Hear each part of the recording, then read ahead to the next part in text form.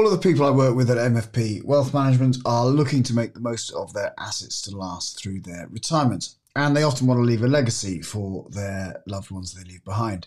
For some people, it's important that their income is guaranteed. Sometimes that's because they don't feel comfortable with the volatility, the ups and downs that comes with investing in the stock market. And sometimes they don't have the level of assets to warrant investing. That's when an annuity could be considered. Now, I had a meeting with a client of mine the other day. Let's call her Catherine. Catherine's single. She's 73. We put into the Office of National Statistics calculator to see what her life expectancy is, and it's 86.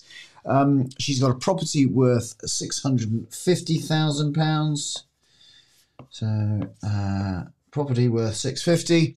As I say, she's 73. Life expectancy 86, but she could go much further.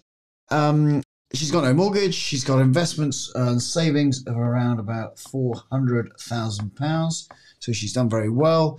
But she's got a shortfall. She's got a state pension income and a small pension from her employment, but she's got a shortfall of around about £10,000 per year. So we need to find from her investments an additional £10,000. Now, she's only got one daughter and she's divorced. So her daughter is kind of set up, young family, but lives quite a way away and therefore, doesn't desperately need to leave her some money, and she would inherit the house when Catherine dies.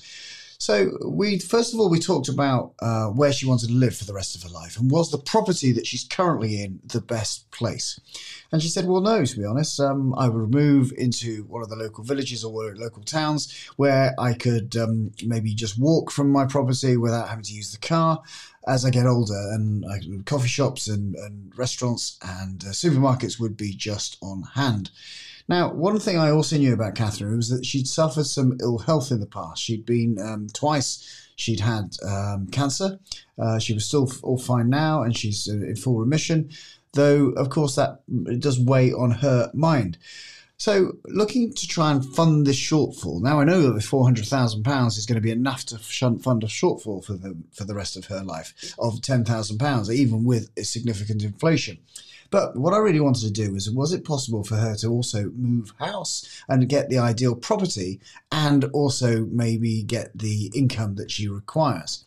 So I asked her, I said, what would the ideal house probably cost? And she said, well, maybe I've got a couple of £100,000 more than my current property. And then, of course, I've got some stamp duty and I've got estate agents' fees and moving costs, etc. But we'll work on a couple of £100,000.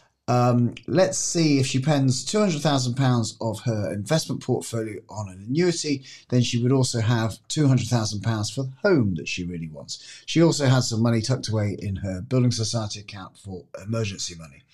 Now, the annuity for £200,000, because I looked on an impaired life annuity, this is what the key thing here is an impaired life annuity, that would actually equal, at her age, would give her £13,000 additional income.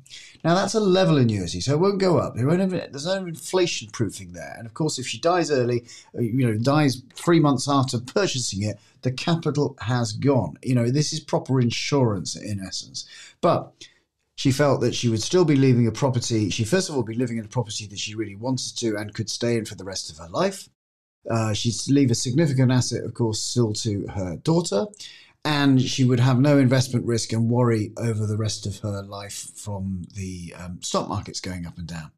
The additional income that we'd probably get, £13,000, was £3,000 a year in excess of what her shortfall is currently. That would allow a certain amount of inflation proofing. And she does think as the time goes on and she moves into her 80s and maybe into her 90s, that actually her spending will come down. And that's something that I experience with my elderly clients, is they actually spend a little bit less as they get older. So there's different ways to apply things. This is just a sort of a case study to kind of illustrate different things that you can think of when you are planning your retirement and planning your income that you'll receive off your investments. So if you've had some ill health, think about impaired life annuities, because they may give you significantly more income than a regular annuity.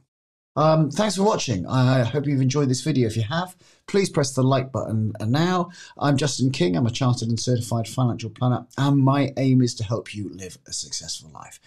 That often involves understanding your money. I host a podcast called the Retirement Cafe Podcast. You might like to tune into that. Check out the description below for the details there. And you can also sign up for my weekly newsletter, which is packed with inspiration and tips for a successful retirement. For now, I'm Justin King, helping you live your best life.